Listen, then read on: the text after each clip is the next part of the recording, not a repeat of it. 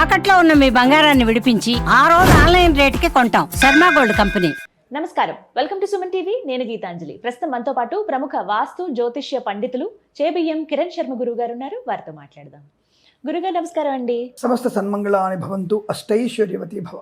ఇంట్లో పెద్దవాళ్ళు అంటూ ఉంటారు, ఈ రోజు శుక్రవారం ఈ పని అసలు చేయొద్దు నువ్వు అని, లేకపోతే ఆదివారం ఇవ్వాలేంటి నీకు ఇవ్వాలే గుర్తొచ్చిందా, తిట్టినా కానీ మంచి విషయమే చెప్తారు. అంటే ఏ రోజున ఏ పనులు చేయాలి అనేది ఖచ్చితంగా మన శాస్త్రంలో ఉందా? అవి ఏమిటి, ఏవి చేయాలి ఏవి చేయకూడదు తెలియచేయండి. గ్రహాలు అనేవే మనకు ఉన్నాయి కదమ్మా. గ్రహాలు అనేవే మనకి ఏ పని చేయొచ్చు ఏ చేయకూడదు చెప్తున్నాయి. చంద్రుడు మనస్సు కారకుడు. అంటే ఆ రోజున మనం ఎట్టి పరిస్థితుల్లో కూడా ఈ భార్యాభర్తల మధ్య లేని విషయాలు టాపిక్ తెచ్చుకోవద్దు, ఎట్టి పరిస్థితి తెచ్చుకోవద్దు. రెండవది, పాల వ్యాపారం బాగా మొదలు పెట్టాలి. సోమవారం పాల వ్యాపారం కానీ స్వీట్ షాపులు కానీ అలాంటి మొదలు పెట్టాలి. చేయకూడని పని ఏమిటి, అనవసరంగా భార్యాభర్తలు కలిసి బయటకు వెళ్ళకూడదు. ఆ రోజు అది బయటకు వెళ్ళకూడదు సోమవారం. ఎందుకంటే మనసు వికలం అవుతుంది. ఏదో చిన్న పొరపాటు భర్త చేస్తాడు, భార్య చేస్తాడు. అంటే ఈ మధ్య కామెడీ చెప్తున్నాను నేను, సీరియస్ కాదు. ఏదో భర్త వెళ్తుంటాడు, ఒక్కరు అందమైన అమ్మాయి కనపడుతుంటుంది, ఇలాంటి అమ్మాయి అందంగా వెళ్తుంటుంది, వాళ్ళ దృష్టి పైకి వెళ్ళిపోతుంది. ఇంతట్లో వచ్చేసి ఏదో మొహం మార్చుకుంటుంది. ఆ సినిమాకి వెళ్తాడు, ఆ సినిమాలో ఎట్టి పరిస్థితుల్లో ఈవిడ ఆయన సపోర్ట్ చేయదు. ఏమైంది ఈవిడికి అర్థం కాదు వాడికి. ఇంటికి వచ్చిన తర్వాత బట్ట టక్క చీర అక్కడ ఇప్పేసి టైర్ వేసుకొని వచ్చేసి ఏమిటో అంటే ఏమి లేదు, నేను దాని దాకా అందంగా లేను కదా అంటే లేనట్టు, అంటే చూడడానికి కామెడీగా ఉన్నా ఇది జరిగే అవకాశం ఎక్కువ ఉంటుంది. కాబట్టి అనవసరంగా బయటకు వెళ్ళడం ఎందుకు. ఎక్కడికి వెళ్ళొద్దు అంటే వెళ్ళండి, గుడికి వెళ్ళండి. అక్కడ ఆయన ఎవరు చూడడం, ఎవరికి తలకాయ నొప్పి ఉండదు. అంటే ప్రశాంతంగా గుడికి వెళ్ళవచ్చు తప్ప సినిమాలకి షికారికి సోమవారం వెళ్ళకూడదు, ఇబ్బంది కలిగే అవకాశం ఉంటుంది. రెండవది, రాత్రిపూట ప్రయాణం చేయకూడదు సోమవారం ఎప్పుడు కూడా. ఎందుకంటే మనసు కోరికలమయం, ఎటో తిరుగుతూ ఉంటుంది. కాబట్టి ఏదైనా తప్పు పని చేయాలంటే తాగాలనిపిస్తుంది, అంటే వ్యసనం ఉన్నోడు తాగాలనిపిస్తుంది, పక్కనోడు తాగి ఉంటాడు, కాబట్టి ప్రమాదాన్ని సూచన కాదు. కాబట్టి రాత్రిపూట ప్రయాణం కొద్దిగా నిషేధం చేసుకుంటే చాలా మంచిది. ఇక మరి మంగళవారం స్వామి చాలా మంది అంటారు, నేను చూశాను కానీ మంగళవారం అప్పు చేయొద్దు అంటారు. నేను కూడా మనం ఒక ఎపిసోడ్లో మాట్లాడుకున్నాం. నాకే రోగం తగ్గిపోయింది, నాకు ఇబ్బంది అయిపోయింది కదా. అలాగే నాకు 100% నేను నమ్మేదంటే, నేను మీలా చిట్టీలు కడతాను, నేను కూడా డబ్బులు అప్పులు తీసుకోవడం ఇవ్వాలి ఉంటుంది కదా. మరి ఎందుకు తెలియదు, నాకు మంగళవారం అప్పు తీసుకున్నా అప్పు ఇచ్చినా తొందరగా తీరిపోతుంది. దీన్ని నేను టీసీ రాశాను, ఒక బుక్ రాశాను నేను, ఒక బుక్లో టీసీ ఇచ్చాను నేను. అంటే ఇలా చేయవచ్చు మీరు, తప్పకుండా మీకు అనేక రకాలైనటువంటి ఇబ్బందులు బయటపడతాయని విషయం స్పష్టంగా చెప్పాను నేను. కాబట్టి అప్పు తీసుకున్నా సరే ఇచ్చినా సరే. కానీ కొంతమంది మాత్రం అప్పు తీసుకోవద్దు, అప్పు తీసుకుంటే మీకు ఇబ్బంది కలుగుతుంది, తీరదు అని చెప్పి శాస్త్రంలో ఉంది. మరి దానికి శాస్త్ర వ్యతిరేకంగా కాదు, కానీ నేను అనుభవంలో చెప్పాలిగా. కానీ అప్పు తీరింది, అప్పు తీసుకుంటే వెంటనే తీర్చేశాను, అప్పు ఇచ్చినా తొందరగా వచ్చేసింది నాకు. ఈ రెండు కలిగినాయి. కాబట్టి మంగళవారం అప్పు ఇవ్వడం తీసుకోవడం చేయండి. సెంటిమెంట్గా శాస్త్రంలో చెప్పారు తీసుకోవద్దని, కాబట్టి తీసుకోకపోయినా తిరిగి ఇచ్చేయండి. ఇచ్చే తొందరగా రుణ విమోచన అవుతుంది. అంటే సుబ్రహ్మణ్య స్వామి ఆ రోజుకి అధిపతి, అంటే కుజుడు అధిపతి. ఆయన వల్ల ఏంటంటే అప్పులు తొందర తీరుతారు, రుణం ఉంచుకోవడం, ఆయన ఎట్టి మీద రుణం ఉంచుకోవడం. అందుకే ఎవరికైనా డబ్బులు అప్పులు ఉన్న వాళ్ళు ఎవరైనా సరే, ఈ షష్ముఖుడి యొక్క 6 క్షేత్రాలు ఉన్నాయి. ఈ క్షేత్రాల్లో ఒక క్షేత్రం దర్శనం చేసుకోండి. ముఖ్యంగా నాకు ఉన్నటువంటి సెంటిమెంట్ ప్రకారంగా తిరుత్తాండి, అద్భుతమైనటువంటి దేవాలయం. తిరుత్తానికి వెళ్ళేస్తే రుణ విమోచన తొందరగా అవుతుంది. అది ఎలా అవుతుందో మనకు తెలియదు, ఇచ్చేవాడు వాడు. కాబట్టి రుణ విమోచన అవుతుంది ఆయన దర్శనం చేసుకుంటే. కాబట్టి అప్పులు ఇవ్వడం తీసుకోవడం చేయండి, చిట్టి స్టార్ట్ చేయడం కానీ చేయండి. కొత్త వస్తువు అడ్వాన్స్ ఇవ్వండి, కొత్త వస్తువు తెచ్చుకోవద్దు కానీ అడ్వాన్స్ ఇవ్వండి. తెచ్చుకుంటే అగ్నిదగ్ధం అవుతుంది, అది ఎప్పుడు ప్రాబ్లం వస్తుంది. దానికి అడ్వాన్స్ ఇవ్వండి. దాని వాహనం ముట్టుకోవద్దు, వస్తువు ముట్టుకోవద్దు, ఏం చేయొద్దు. మీరు కంప్యూటర్ కొంటావా, ఇంకేమైనా కొంటావా, బైక్ కొంటావా, ఇల్లు కొంటావా, అడ్వాన్స్ అయితే ఇచ్చేయండి.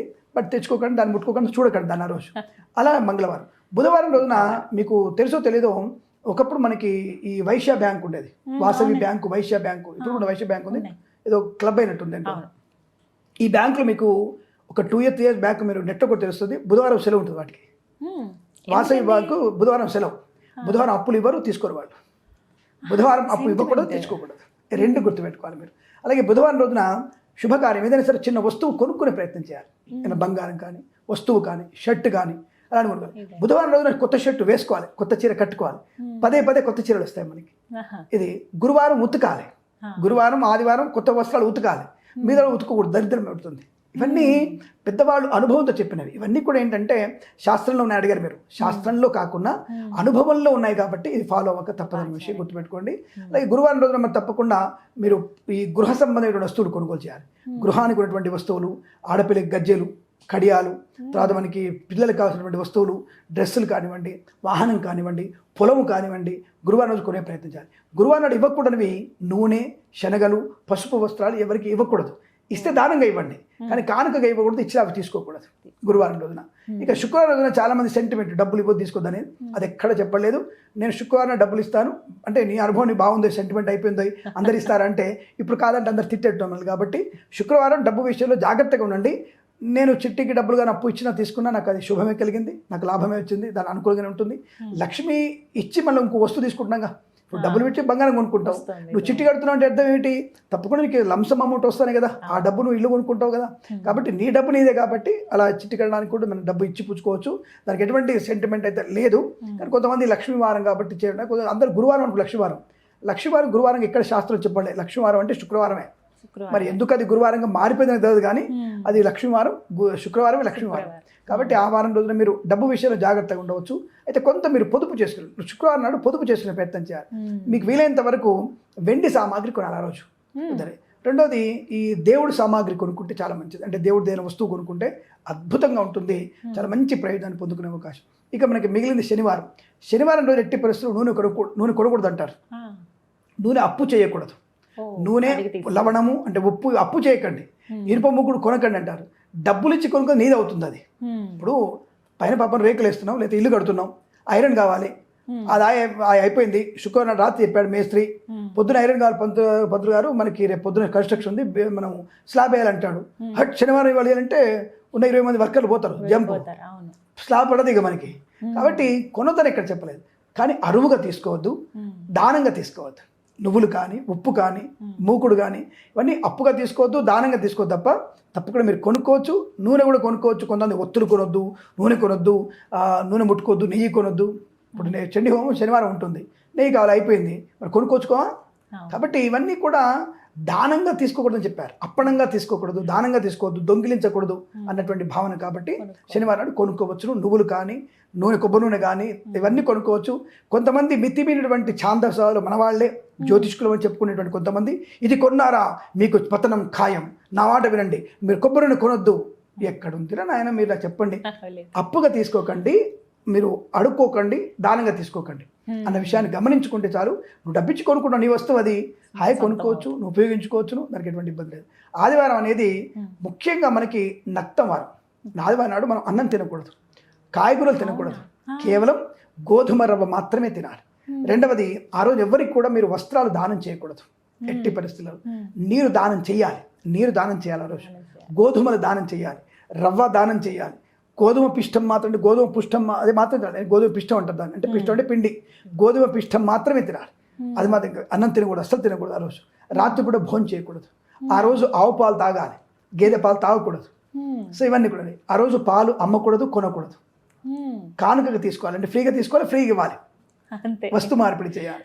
కాబట్టి ఆ రోజున శ్రీమన్నారాయణ సూర్యనారాయణమూర్తికి చేసినటువంటి అర్ఘ్యం ఇవ్వాలి. అంటే నీళ్ళు దోశ తీసుకొని సూర్యనారాయణమూర్తి అర్పణ వస్తుందని చెప్పేసి ఒక 5 సార్లు వదిలిపెడితే సంతృప్తి ఉంటుంది. ఆ రోజు ఆదివారం రోజున కంపల్సరీగా అరగంట సేపు మీరు సూర్యోదయ సమయంలో ఎండలో ఉండాలి, తప్పకుండా ఉండాలి. ఈ 7 రోజులు లేకపోయినా సరే ఆ ఒక్కరోజు మీరు ఉంటే అద్భుతమైన ఆరోగ్యం మీ సొంతం అవుతుంది. సూర్యోదయ సమయంలో ఉండాలి, సూర్యుడు లేకుండా మనం లేవాలి, బ్రష్ చేసుకున్న తర్వాత ఆయన ముందర లేపడాలి అని చెప్పేసి. అప్పుడు మనకు కొద్దిగా చర్మం కనబడేటట్టుగా మనం వస్త్రాలు ఉండాలి తప్ప బయట మొత్తం వస్త్రాలు కప్పుకొని ఉంటాం, సూర్యుడి ముందు మాత్రం మనం వస్త్రాలు నిండా కప్పుకొని ఉంటాం మనం. కాబట్టి ఆ ఒక్కరోజు అలా ఉంటే మంచిది. అలాగే ఆదివారం రోజున తప్పకుండా పితృదేవతల పూజ చేసుకోవాలి. తప్పకుండా ప్రతి వారం కూడా పితృదేవతలకి పూజ చేసుకొని, అంటే వాళ్ళు నమస్కారం బతుకుంటే నమస్కారం చేసుకోవాలి, వాళ్ళు పాదసేవ చేయాలి, కాళ్ళు కడగాలి, కాళ్ళు కడిగి ఆ తీర్థం నోట్లో వేసుకోవాలమ్మా. మా తల్లిదండ్రులు కాళ్ళు కడిగి ఆ తీర్థం తీసుకోవాలి. పాదోదకం అంటే కాళ్ళు కడిగిన ఆ పాదోదకం మనం తాగాలి రోజు. ఎంత పుణ్యం వస్తుందో. అది ఈ కులం ఆ కులం లేదు, ఎవరైనా అది పాదోదకం తీసుకుంటే నీ ఇంట్లో నీ తల్లిదండ్రుల తీర్థం నువ్వు తాగాలంతే. అది తాగితే ఎంతో మంచిది. ప్లస్ ఈ యొక్క సోమవారం, శుక్రవారం, శనివారం, ఆదివారం గోసేవ తప్పకుండా చేయాలి, గోవుని పూజించాలి. అసలు ఆదివారం గోవుని పూజిస్తే నీ ఇంట్లో దాదాపుగా 20-30 కిలోల బంగారం ఉంటుంది. ఆదివారం గోవు పూజ చేస్తే 20-30 కిలోల బంగారం ఉంటుంది ఇంట్లో, 20-30 కేజీల బంగారం ఉంటుంది. అది ఆలోచించుకోండి. అంతటి గోసేవ మనం దాన పెట్టిన దానికి, గోసేవ చేసిన, గో కాళ్ళ మధ్యలోంచి మనం అవతలికి వెళ్ళిన అద్భుతమైనటువంటి యోగం ఉంటుంది. ఆదివారం, సోమవారం, శుక్రవారం ఏదన్నా ఒక ఇష్టదైవాన్ని తప్పకుండా దర్శనం చేసుకునే ప్రయత్నం చేయాలి. ఆ 3 రోజులు దేవాలయ సందర్శన ముఖ్యంగా చెప్పబడింది. కాబట్టి సోమ, శుక్ర, ఆదివారాలు దేవాలయానికి వెళ్ళి నమస్కరించుకుంటే 12 రాష్ట్రాల వారికి అద్భుతమైనటువంటి ఆనంద యుగాన్ని ఐశ్వర్యాన్ని పొందుకోవచ్చు. ఈ క్షవరం విషయంలో నిషేధం సోమ ఉందా అండి? బుధ గురువారం మాత్రమే చేసుకోవాలి. మిగతా రోజుల్లో క్షౌరం చేసుకోకూడదు, పనికిరాదు అసలు, ఏ రోజు కూడా పనికిరాదు. అందరూ ఆదివారం సండే అని చెప్పి కట్ చేసుకుంటారు, శనివారం చేసుకుంటారు, సెలవని ఆ రోజు వెళ్తారు అందరూ. అసలు కొంతమంది శుక్రవారం సెంటిమెంట్, శుక్రవారం చేసుకుంటారు, మావిడ అదే శుక్రవారం చేసుకుంటారు, శుక్రవారం వద్దు అంటారు. సోమ గురు శుక్రవారాల్లో సోమ బుధ గురు శుక్రవారాలు చేసుకోవచ్చు, శనివారం చేసుకోకూడదు యాక్చువల్గా, చేసుకుంటారు అందరూ చాలా మంది. అంటే మనకంతా ఈ తిక్కమక ఈ తారుమారు అయిపోయింది. బ్రిటిష్ సంబంధించినటువంటిది అన్ని కూడా అప్పట్లో కాలంలో ఏ కులం వాళ్ళు కానీ అప్పుడు కులం లేదు. 1932కి ముందు కులం అనే ప్రస్తావన లేదు, మాలా మాదిగ అనే మాట లేదు మన దగ్గర. మీరు తప్పకుండా చూసుకోండి, ఎక్కడైనా చూపించండి నాకు, నేను ఛాలెంజ్ చేస్తున్నా. 1932కి ముందు మాలా మాదిగ అనే పేరు ఎక్కడ లేదు. మన బ్రిటిష్ వాడు సగం క్రియేట్ చేస్తే తర్వాత మనకున్నటువంటి ఛాందసమైనటువంటి కొంతమంది మూర్ఖ అగ్రేసరులు, వాళ్ళు నాయకులుగా ఉండి పిఎంలుగా ఉండి అప్పుడు నుండి విద్యాశాఖమైనటువంటి కొంతమంది వ్యక్తులు చేసినటువంటి యొక్క కుల విభజన ఇప్పటికీ మనం దరిద్రాన్ని అనుభవిస్తున్నాం. అలా ఇక్కడ లేదు. కాబట్టి ఇప్పుడు అంతా కూడా వర్ణాశ్రమం. ఇప్పుడు వర్ణాశ్రమం అంటే 4 వర్ణాలు ఉన్నాయి. Yes of course, that is very important. ఇప్పుడు కెమెరామెన్ పని కెమెరామెన్ చేయాలి, మీ పని నన్ను క్వశ్చన్స్ అడగడం, నేను సమాధానం చెప్పడం. నా పని నాది, మీ పని మీది, ఆయన పని నాది. అందరు నడిపించేటువంటి పైన నాకు ఒక ఇన్ఛార్జ్ ఒక ఉంటాడు మెయిన్, ఆయన పైన ఇంకో ఆయన ఉంటాడు ఓనర్. రెంట్ కట్టాలి, దీని డబ్బులు రావాలి, వచ్చినా కష్టమైన నిష్టమైన ఆయనది లాభం ఆయనది కదా. కాబట్టి మనం ఆయన కింద పని చేస్తున్నట్టుగా మనం ఉండాలి తప్ప మనకి ఇష్టం వచ్చినట్టుగా కెమెరామెన్ ఇక్కడ కూర్చొని అక్కడ కూర్చొని పని చేయగలుగుతానని చేయలేను కదా. ఆయనలాగా అందంగా చూపించలేను, నాలాగా సమస్య పరిష్కారం చెప్పలేడు, మీలాగా ప్రశ్నలు అడగలేడు. కాబట్టి ఎవరి పని వాళ్ళదే కదా. అదే అక్కడ ఉన్నటువంటిది వర్ణాశ్రమం. ఎవరి పని ఎవరు చేయాలో అక్కడ కూడా అంతే ఉంది. వర్ణాలు అంతే, బ్రాహ్మణ క్షత్రియ. బ్రాహ్మణ అనగానే కులం గురించి నెవర్, అసలు కులం గురించి మాట్లాడకూడదు. ఈ మధ్య అటువంటి విషయాల్లో నేను ఎట్టి చాలా సీరియస్గా ఉంటాను. నేను ఇప్పుడు చాదస్తం ఎక్కువైపోయింది జనాలకి. సో అంతా కూడా ఇప్పుడు లేదు. ఒకప్పుడు కూడా మా తాత ముత్తాత తప్పు చేసి అని చెప్పేసి నన్ను అంటే కుదరదు కదా. కాబట్టి సో ఎవరికి వాళ్ళకి సమాధానం చెప్పగలిగే స్థాయిలో ఉన్నాం, చదువుకున్నాం కాబట్టి. సో జ్ఞానం ఉన్నవాడు బ్రాహ్మణుడు, ఇది విషయం. జ్ఞానం ఉన్నవాడు బ్రాహ్మణుడు, ధైర్యం ఉన్నవాడు క్షత్రియుడు, మెలకు ఉన్నవాడు వ్యాపారవేత్త, వైశ్యుడు. ఏ పనైనా చేయగలిగి అందరికీ సేవలు, అందరికీ ఏది కావాలో అది క్రియేట్ చేసేవాడు. ఇప్పుడు మన ఇప్పుడు లోపల ఉన్నాడు, ఇక్కడ టీలు అందిస్తున్న ఒక అమ్మాయి ఉంది అంటే వాడు తక్కువ అని అర్థమా? టీ అందిస్తున్నాడు కదా, ఆయన పని మనది. ఇప్పుడు ఆ టీ అనే వ్యక్తిని తీసుకెళ్ళి మన పైన ఇన్ఛార్జ్ గారి రూమ్లో సీఓ రూమ్లో కూర్చోబెడతామా? ఎందుకు కూర్చోబెట్టాం? ఆయనకు 2 కాళ్ళే ఉన్నాయిగా. ఇప్పుడు కెమెరామెన్ అక్కడ కూర్చోగలుగుతాడా? ఎందుకు కూర్చోలేడు? ఆయనకు 2 కాళ్ళే, ఆయనకు 2 కాళ్ళే ఉన్నాయిగా. ఎందుకు తేడా వచ్చింది? ఆయనకున్నటువంటి ఒక జ్ఞానం, నైపుణ్యం, టాలెంట్ అది ఆయనకు ఉంది. ఈ అబ్బాయి కూడా ఇతను కంపెనీ పెట్టుకుంటే ఇతను సీఓ కూర్చుంటాడు. ఎప్పుడైతే ఛాయ్ మనకు అందిస్తున్న వ్యక్తి కూడా తను జ్ఞానంతో సంపాదించుకుని నేర్పరితనం ఉండి సీఓగా మారగలడు. దాన్ని తక్కువ చెప్పట్లేదు, తప్పని చెప్పట్లేనే.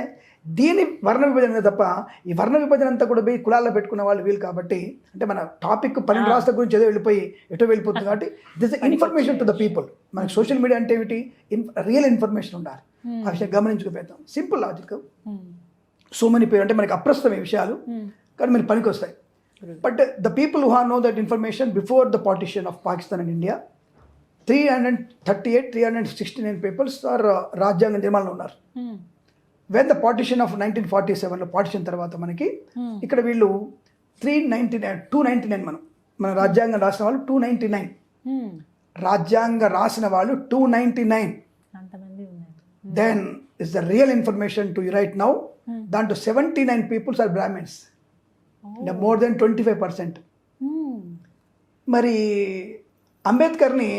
డాక్టర్ అంబేద్కర్ గారిని ఇక్కడ మనకి డ్రాఫ్టింగ్ కమిటీ చైర్మన్ చేశారు. ఆయన అన్నిటికీ చైర్మన్ కదా, ఆయన డ్రాఫ్టింగ్ కమిటీ చైర్మన్. ఆయన అందులో 7 సభ్యులు డ్రాఫ్టింగ్ కమిటీ చైర్మన్. దాంట్లో గ్రూప్లో 7 మంది, దాంట్లో 3 పీపుల్స్ ఆర్ బ్రాహ్మిన్స్, 3 బ్రాహ్మణులే.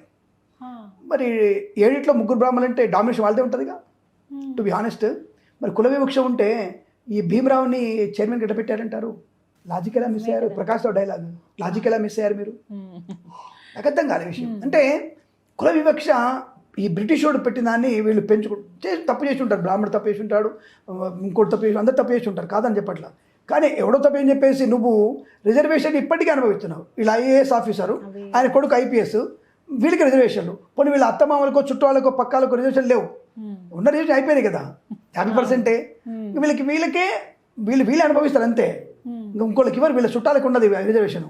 బట్ అలాంటి వాళ్ళు వచ్చేసి నువ్వు గొప్ప కులం వాడివి అంటే నువ్వే గొప్ప కులం అంటున్నావు. మేము అనట్లా, నువ్వే గొప్ప కులం, పెద్ద కులం, అగ్రకులాలు, అగ్రవర్ణాలు అంటున్నారు. దానికి మేము చేసేది ఏముంటుంది? కాబట్టి తెలుసుకుంటే ఇది ఇన్ఫర్మేషన్, తెలుసుకోకపోతే మీరు బ్రాహ్మణ తొక్కి పెడుతున్నారు, ఇప్పటికీ మీరు చాందవాసాలుగా మాట్లాడుతున్నారు అనేటువంటి వ్యక్తులు ఎక్కువగా ఉంటారు. దాని against that the reason I'm radical astrologer, that the reason I'm radical Brahmin, that's it. So కాబట్టి గ్రహాల గురించి కానీ, నైసర్గికమైనటువంటి భూమి గురించి కానీ, పొలిటికల్ గురించి కానీ ఏదైనా సుస్పష్టంగా చెప్పగలిగేటువంటి చదువు నా దగ్గర ఉంది కాబట్టి చదువుకొనే వస్తాను నేను. కాబట్టి దాంట్లో మీకు ఎటువంటి అక్కర్లేదు. పిఎం బాధ్యతలు ఏంటి, సీఎం బాధ్యతలు ఏంటి, సర్పంచ్ బాధ్యతలు ఏంటి కూడా చెప్పగలిగేటువంటి చదువుకున్నాను. నేను సోషియాలజీ చదువుకున్నా కాబట్టి నాకు ఇన్ఫర్మేషన్ దగ్గర ఉంటుంది. చదువుకున్న సర్టిఫికేట్ కూడా మీ ముందర పెట్టడానికి పెడతాను సిద్ధంగా ఉన్నాను. వెరీ గుడ్ అవేర్నెస్ కూడా ఇది తెలియాలి అందరికీ. చాలా చక్కగా వివరించారు. ఆనంద సిద్ధిరస్తు, సర్వే జనా సుఖినో భవంతు, లోక కళ్యాణమస్తు.